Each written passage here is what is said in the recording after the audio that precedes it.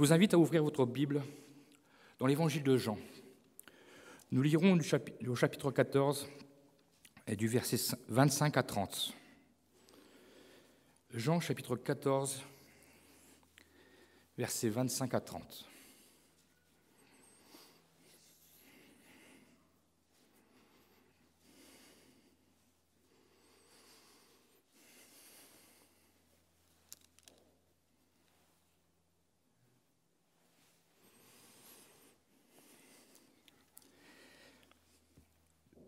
Je vous ai dit ces choses pendant que je demeure avec vous.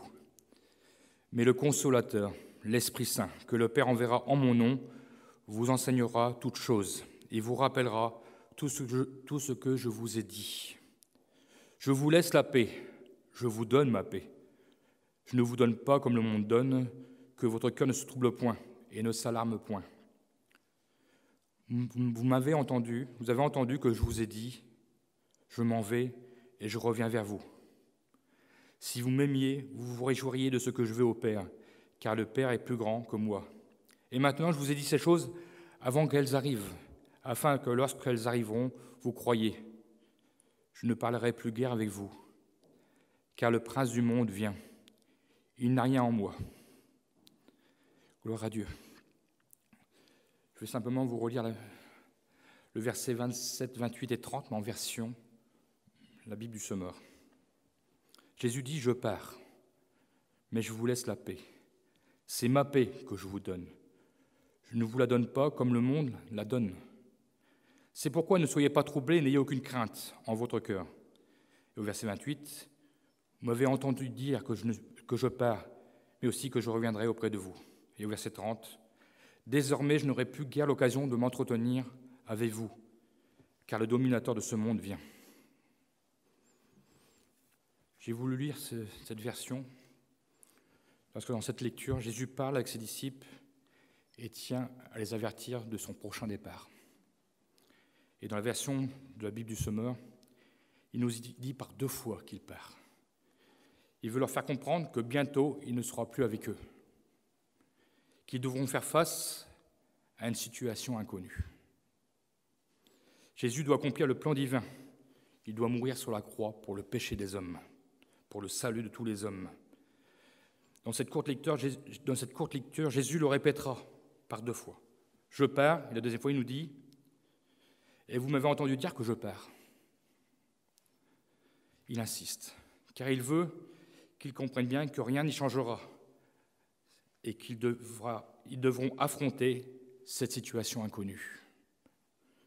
Jusqu'alors, Jésus enseignait, les disciples écoutaient. Jésus bénissait, Jésus guérissait, Jésus chassait les démons. Les disciples étaient spectateurs de l'œuvre de Jésus. Les disciples se laissaient conduire par Jésus. Ils voyaient l'œuvre accomplie par le Fils de Dieu. Les disciples étaient, on pourrait le dire, dans cette zone de confort. Jésus était leur modèle, Jésus était leur repère, était leur référence. Face à leur incompréhension, ils interrogeaient Jésus et Jésus leur répondait. Jésus, avant de leur répondre, Jésus leur répondait et les disciples ne s'inquiétaient en rien car Jésus était avec eux. Ils ne s'inquiétaient pas du lendemain. Jésus les prépare psychologiquement et Jésus sait que toute situation inconnue engendre de la crainte, des doutes et des peurs. C'est pourquoi il leur dit que votre cœur ne se trouble point et ne s'alarme point. Et dans la version Parole de vie, il nous est dit « Ne soyez pas inquiets et n'ayez pas peur.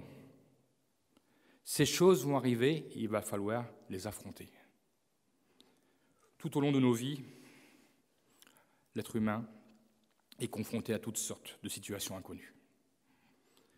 Et cela engendre un état d'anxiété, d'angoisse, de peur.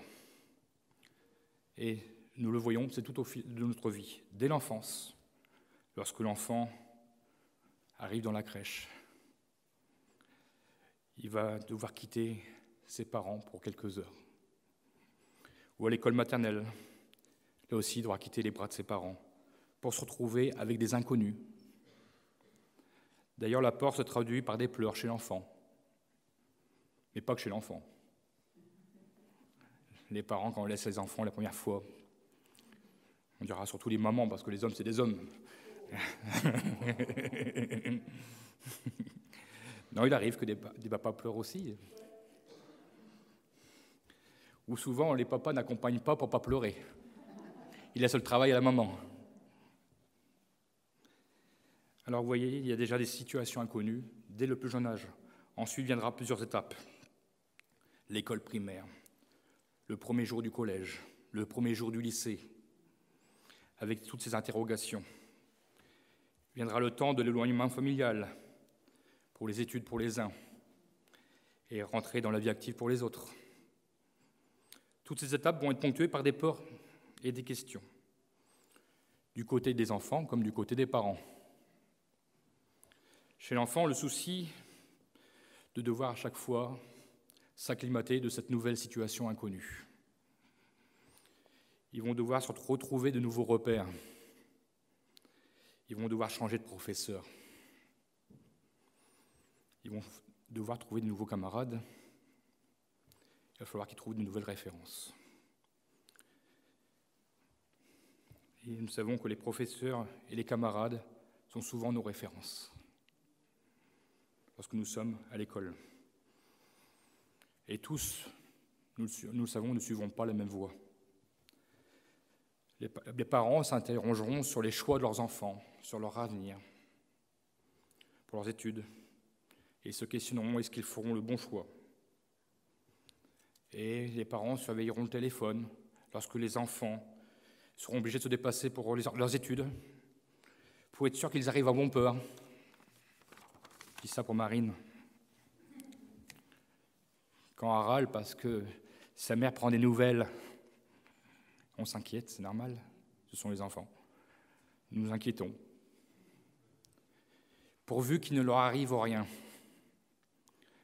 Et tant que le téléphone ne sonne pas, ne retentit pas, alors il y a cette situation d'anxiété qui demeure.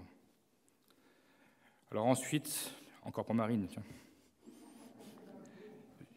vient le premier entretien de travail pour un stage, là, c'était pour cette semaine. Elle était stressée, parce que la peur, le stress, les angoisses, tout va ensemble. Il va falloir affronter le milieu du travail, et ce milieu du travail, il est redoutable. Et il va affronter non seulement le milieu du travail, mais il va falloir affronter les collègues.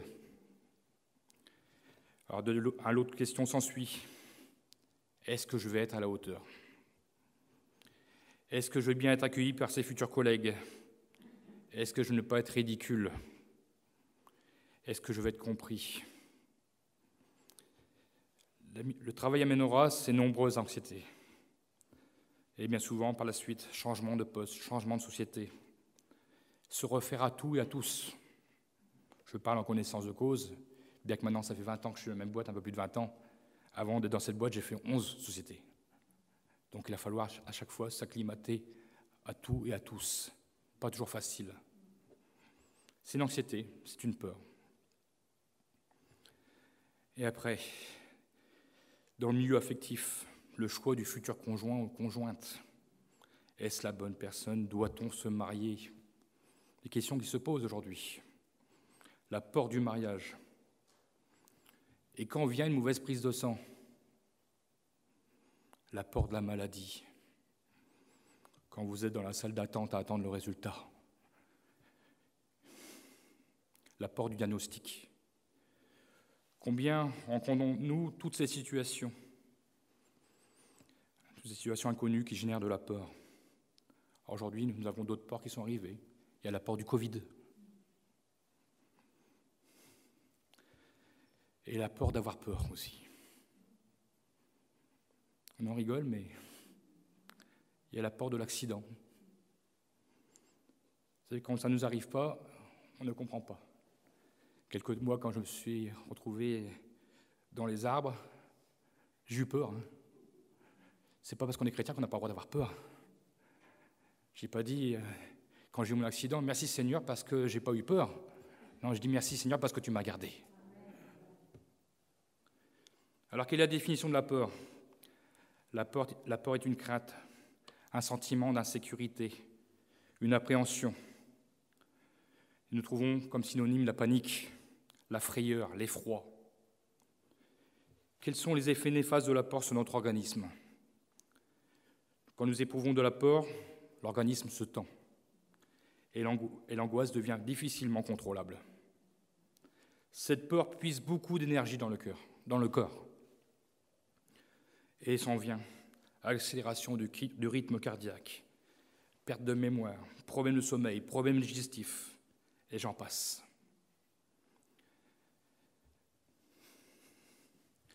Donc nous voyons bien que la peur est néfaste pour le corps humain. Et la peur engendre la peur. Comme je disais, la peur d'avoir peur.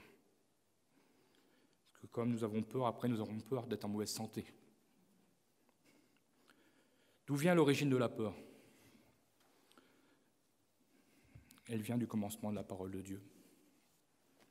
Elle vient de la désobéissance d'Adam et d'Ève dans le jardin d'Éden. Genèse 3,10 nous dit « Adam répondit, j'ai entendu ta voix dans le jardin et j'ai eu peur, parce que je suis nu et que je me suis caché. Jusqu'avant le péché, Adam et Ève vivaient dans la plénitude de Dieu, sans se soucier de leur état, car ils obéissaient à Dieu, jusqu'au moment où le péché va leur ouvrir leurs yeux sur leur véritable nature. Ils vont reconnaître qu'ils sont nus, ils vont avoir peur. Adam connaîtra désormais ce sentiment de peur. Et nous le voyons réagir à cette peur. Et nous le voyons, il nous a dit qu'il va se cacher de la face de Dieu. Alors les réactions face à la peur sont de deux ordres. Nous avons le choix de deux solutions. Le corps réagit de deux façons. Soit nous les affrontons, soit nous les fuyons. Nous l'avons vu, Adam l'avait fui, il s'est caché. Revenons à notre texte. C'est ce que nous voyons lors de l'arrestation de Jésus dans Matthieu 26, 56. On va juste mettre le texte de ce que Jésus les avait prévenus. Alors tous les disciples l'abandonnèrent et prirent la fuite. Pourtant ils savaient qu'il allait être arrêté, qu'il allait être mis à mort. Mais ils ont pris la fuite. Les disciples ont choisi la fuite. Tous les disciples l'abandonnèrent. Pourtant, un des disciples a réagi juste avant.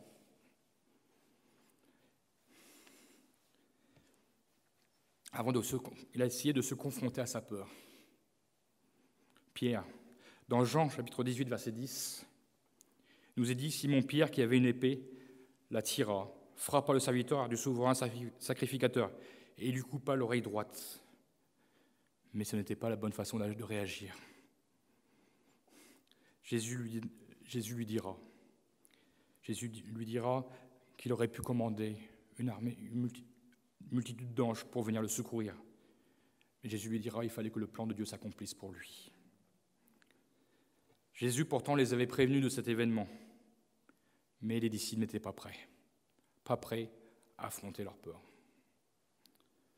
à affronter cette situation jusqu'alors inconnue. Pierre suivra Jésus de loin, mais lorsqu'il sera interrogé au sujet de Jésus, ceux qui l'interrogeront le reconnaîtront comme étant avec Jésus. Pierre jurera de ne pas le connaître. C'est ce que nous appelons le reniement de Jésus. Il a choisi la fuite. Et nous voyons par la suite. Les peurs amènent la tristesse, puisque Pierre pleura amèrement.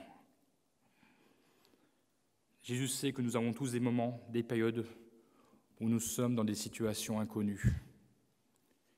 Il sait que nous sommes humains et que nous devons combattre ce sentiment de la peur. L'expression dans la Bible « n'ayez pas peur », soit sans crainte, soyez sans crainte, revient dans la Bible 366 fois. C'est dire combien Dieu a tenu à appuyer ce conseil, combien Dieu savait que l'homme avait besoin d'être secouru. On pourrait dire que nous avons, de la part du Seigneur, un « n'ayez pas peur » par jour. C'est dire. Mais ce n'est pas simplement un conseil qu'il donne, le Seigneur, car il nous donne la solution pour affronter nos peurs. Au verset 27, il nous dit « Je vous laisse la paix, je vous donne ma paix. Je ne vous donne pas comme le monde la donne. » Cette deuxième partie m'a surpris. « Je ne vous donne pas comme le monde la donne. » C'est-à-dire que le monde donne la paix?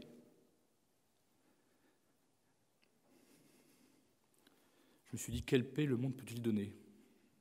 Peut-il apporter? Alors oui, c'est vrai que le monde essaie de trouver des solutions pour trouver la paix. Mais la paix que le monde propose est centrée sur la personne. La personne doit faire des efforts d'elle-même pour trouver un semblant de paix, une paix instable. En faisant quelques recherches sur la paix proposée par le monde, bien sûr, on se retrouve vite dans le milieu psychologique. Je suis tombé sur cet article de la psychologie positive. Ce n'est pas comme Danny Boone qui dit « je vais bien, tout va bien », mais presque. En lisant cet article, on pourrait croire qu'ils se sont inspirés de la parole de Dieu. Pourquoi? Parce qu'ils disent que pour vaincre la peur, il faut 5 étapes. Il faut trouver la paix intérieure. Il faut libérer votre esprit. Vivre en pleine conscience. Voir les choses telles qu'elles sont vraiment. Et enfin, aller plus loin. Ils ont juste oublié le principal. Ils ont oublié Dieu.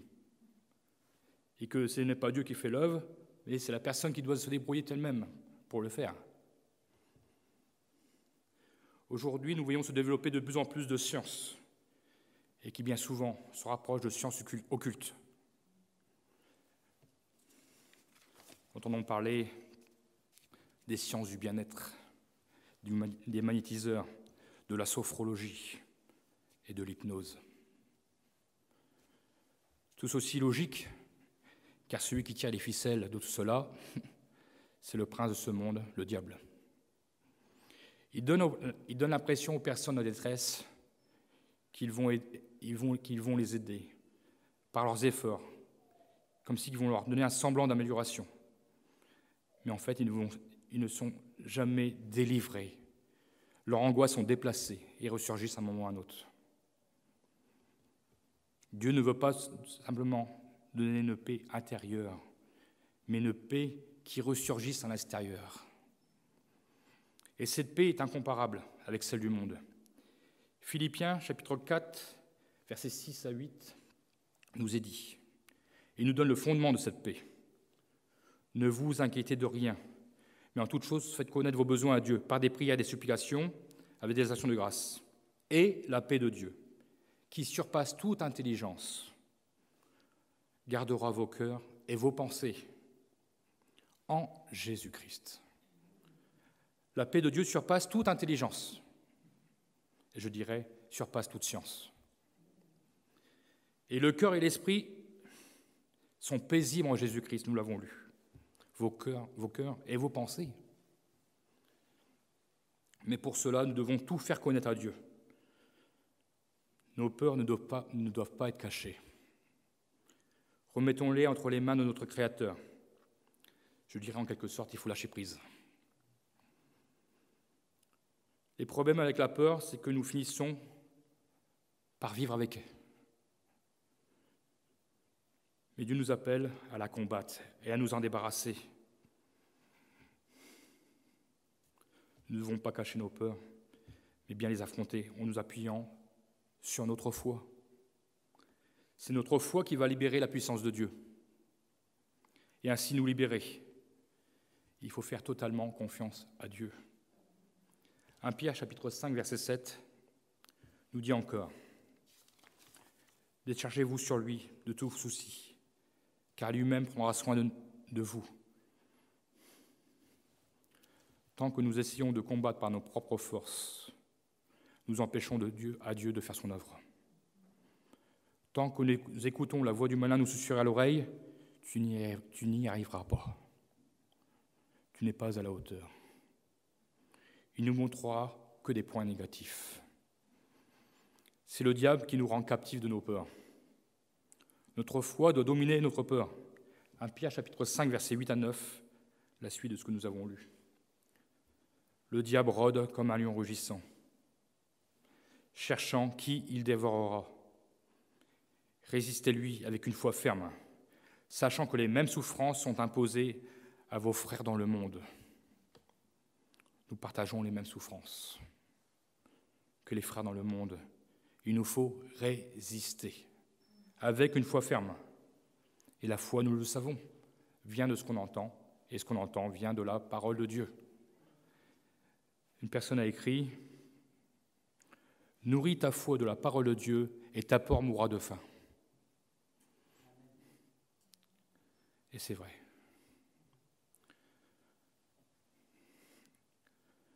Notre foi doit faire fuir notre ennemi. Beaucoup de personnes ont un grand potentiel. Dieu leur a donné des dons, des talents, mais ne les mettent pas en pratique à cause de leur peur. De nombreux hommes de Dieu ont affronté leur peur et ont vaincu par leur foi l'ennemi. Croyez-vous que David, quand il est arrivé devant Goliath, il n'a pas eu peur? J'imagine qu'il devait avoir peur. Mais il a remis tout entre les mains de Dieu.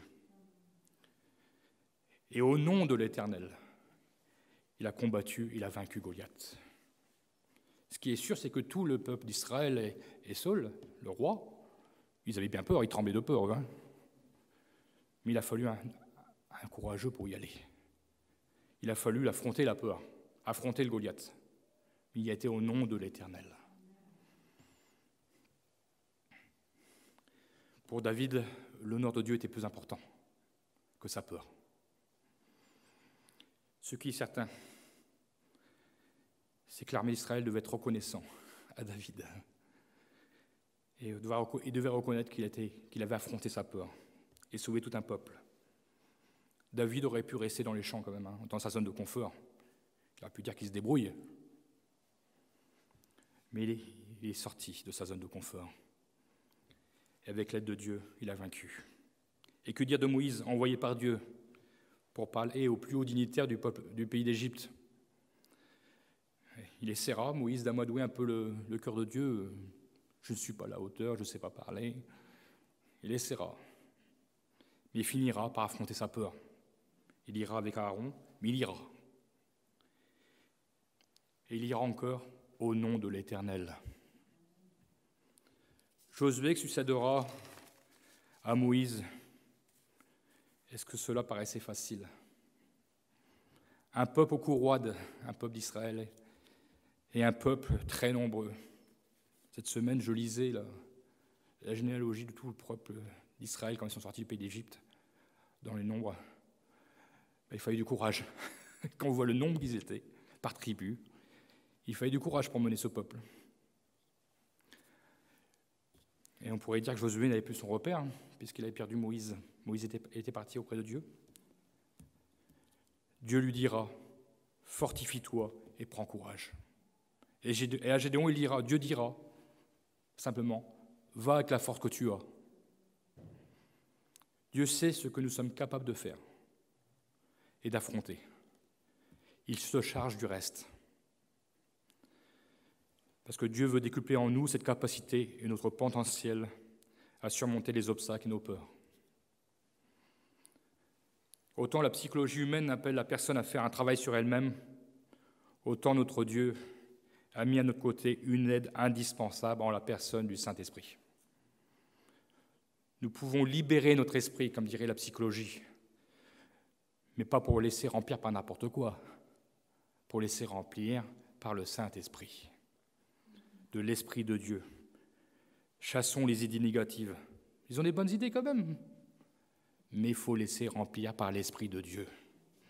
Suscité par le prince de ce monde, le prince de ce monde essaiera toujours de mettre des pensées négatives dans notre esprit, mais nous devons le laisser envahir par l'Esprit Saint. Nous l'avons lu dans notre lecture, Jésus appelle le Saint-Esprit le consolateur.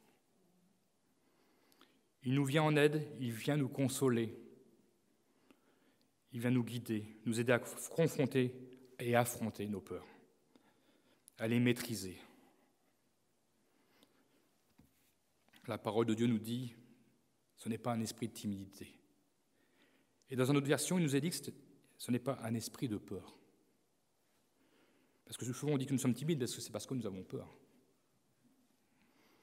Ce matin, si je demandais au hasard quelqu'un qui rend témoignage, j'aurais peur, peut-être. Tout le monde n'a pas facilité à rendre son témoignage. C'est déjà une peur. Mais nous devons vaincre notre esprit de timidité. Il nous a donné un esprit de force, d'amour et de sagesse. Et là encore, dans une autre version, pour le mot sagesse, il nous est dit un esprit de maîtrise de soi. Bien souvent, sous couvert de la timidité, beaucoup sont passés à côté de choses merveilleuses que Dieu avait prévues pour eux. Pour recevoir la paix de Dieu, nous devons aussi être à l'écoute de Dieu et lui obéir. La paix par l'obéissance. Ésaïe 48, 18 nous dit « Oh, si tu étais attentif à mes commandements, ta paix serait comme un fleuve, et ta justice comme les flots de la mer. » Il y a un chant qui nous dit « Comme un fleuve immense est la paix de Dieu. » Et ce petit chant aussi, il est un fleuve coulant du cœur de Dieu. Il ne veut que remplir ton cœur.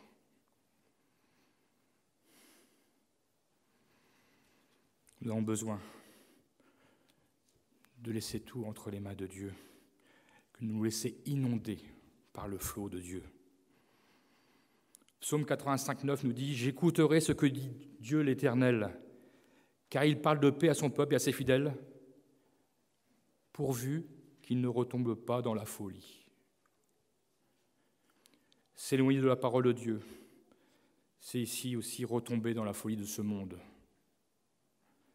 C'est de perdre tout bénéfice acquis à la croix par Jésus. Essayer comme un insensé de régler ses peurs par ses propres forces, par ses propres efforts, oubliant que Jésus est le prince de la paix, c'est de travailler en vain. Nous pouvons ressentir une certaine peur, une certaine appréhension, quand Dieu nous demande quelque chose. Mais en lui obéissant, il chasse toute peur et réjouit nos cœurs de la façon la plus merveilleuse qu'il soit. Et nous voyons combien qu'il est bon de le servir. Et la façon dont il nous utilise, nous nous réjouissons de voir comment il nous utilise. Et pourtant, parfois, il n'est pas facile de servir le Seigneur. Notre équipe de prospection est courageuse. Il faut le dire, amen. Parce que nous ne savons pas sur qui nous allons tomber. Elle doit aussi combattre ses peurs. Ce n'est pas facile d'affronter le monde. Et certaines de leurs remarques lorsque nous partageons l'Évangile. La semaine dernière, nous avons quelqu'un qui nous a déchiré le papier devant nous. Ça ne fait pas plaisir, mais nous faisons le travail. Dieu fait son œuvre. D'autres sont plus compréhensifs. Gloire à Dieu, et nous prions pour le salut des âmes. Mais Dieu réjouit le cœur de ceux qui le servent, malgré les appréhensions qu'ils redoutent. Mais ils y vont. Ils affrontent leur peur. Quand la première fois, nous avons fait de l'accrochage de la rue au funiculaire, très peur, je ne peux pas dire que j'étais très enthousiaste, très rassuré. Il y a toujours cette peur de bien répondre aux questions et d'affronter des gens indélicats. Bien sûr, nous en rencontrons toujours des gens indélicats. Mais nous rencontrons, gloire à Dieu, des personnes réceptives, des personnes qui parlent avec nous. Et là, nous voyons combien il est bon de servir le Seigneur. Nous semons, c'est le Seigneur qui fera germer. La peur est un mensonge de l'ennemi pour nous empêcher d'accomplir le plan et la volonté de Dieu. La paix, nous le savons, est aussi un fruit de l'esprit. Si nous avons la paix, nous procurerons la paix. François d'Assise nous a laissé un texte que j'ai aimé et que je vais vous lire. C'est une sorte de prière. Seigneur, fais de moi un instrument de paix. Là où est la haine, que je mette l'amour. Là où est la discorde, que je mette l'union. Là où est l'offense, que je mette le pardon. Là où est le désespoir, que je mette l'espérance. Là où sont les ténèbres, que je mette la lumière. Là où est la tristesse, que je mette la joie. Fais, Seigneur, que je ne cherche pas tant, et c'est là que je veux appuyer. Fais, Seigneur, que je ne cherche pas tant d'être consolé que de consoler, d'être compris que de comprendre, d'être aimé que d'aimer. Nous rappelle là, par ce texte notre mission dans le monde. C'est sûr, c'est parfois désagréable de se sentir rejeté. Mais qu'importe, nous venons pour accomplir le plan de Dieu, la mission de Dieu. Faisons simplement ce que nous demande de faire, mais le Seigneur bénira notre travail. Matin, nous l'avons entendu dans un don spirituel. Le chemin tracé pour ses enfants est toujours parfait. Et lorsque nous recevons l'approbation du Seigneur par un don spirituel, il est bon de s'y attacher. Nous croyons que le Seigneur a répondu à une demande, parce que le Seigneur ne parle pas au hasard. Quand il parle, c'est sûr, c'est destiné à quelqu'un ou même plusieurs. Alors ce matin, décidons de ne plus être esclaves de la peur. Nous sommes les enfants de Dieu qui veulent marcher par la foi, qui veulent être dépendants de Dieu, lui remettant nos peurs, nos anxiétés. Et nous croyons qu'il fera son œuvre, qu'il aplanira les sentiers. Et même comme le dit cette parole d'Ésaïe 54, verset 10. Quand bien même les montagnes s'éloigneraient, s'ébranleraient, quand les collines chancelleraient, mon amour ne s'éloignera point de toi, et mon alliance de paix ne chancellera point, dit l'Éternel, qui a compassion de toi.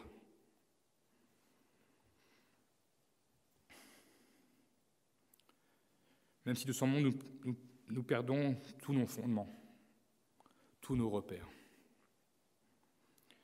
Il nous restera toujours ce merveilleux repère inébranlable en la personne de Jésus-Christ et de son Saint-Esprit, son aide qui nous aide chaque jour, pour nous le rappeler constamment. Alors oui, la montagne peut bouger. Je ne crains rien car tu es avec moi, Seigneur. Les disciples ne sont pas restés dans leur peur. Les écrits de la parole de Dieu nous montrent qu'ils ont su à leur tour trouver leur repère et nous servir pour nous de repère. Nous avons les évangiles, nous avons les lettres des apôtres. Ce sont nos repères aussi. Ils ne se sont pas habitués, ils ne se sont pas permis de rester à leur situation inconnue, mais ils l'ont franchie, ils l'ont dépassée. Ils ont vaincu leur peur et accompli merveilleusement l'œuvre de Dieu. Nous voulons nous aussi ce matin aller au-delà de cette situation inconnue. De grandes victoires nous attendent. Et n'hésitons pas à déclarer au prince de ce monde que nous ne craignons rien car Dieu est avec nous et que le prince de la paix est avec nous et que nous refusons que la peur nous empêche de vivre une vie de bénédiction avec notre Seigneur. Prends courage, prenons courage, fortifions-nous et allons de l'avant. Et comme le dit ce petit chant, je veux compter sur ta grâce pour aller plus loin. Je veux compter sur ta face pour éclairer mon chemin. Je finirai simplement ce matin par cette prière adressée au peuple d'Israël par Aaron et ses fils. La bénédiction sacerdotale, qu'on appelle cela. Ils ont prononcé sur l'ordre de l'Éternel cette prière. Que l'Éternel te bénisse et te garde. Que l'Éternel fasse luire sa face sur toi et qu'il t'accorde sa grâce. Que l'Éternel tourne sa face vers toi et qu'il te donne la paix. Alors ce matin, recevons la paix du Seigneur. Jésus, tu es bon, Seigneur mon Dieu. Et c'est vrai, nous savons que nous sommes encore pour un peu de temps sur cette terre. Nous savons que nous serons ballottés, Seigneur mon Dieu. Nous aurons des difficultés sur cette terre, tant que tu ne sais pas revenu, tant que nous ne serons pas partis avec toi, Seigneur mon Dieu. Nous savons que nous devrons affronter nos peurs, Seigneur mon Dieu. Mais Seigneur mon Dieu, tu nous donneras de réjouir nos cœurs, parce que tu nous donneras la victoire, Seigneur mon Jésus. Oh Seigneur mon Dieu, tu veux développer nos capacités. Tu veux que nous allions plus loin avec toi. Nous nous ressourcerons ta parole, parce que ta parole est la vie, et c'est ta parole, Seigneur mon Dieu, qui alimente notre foi.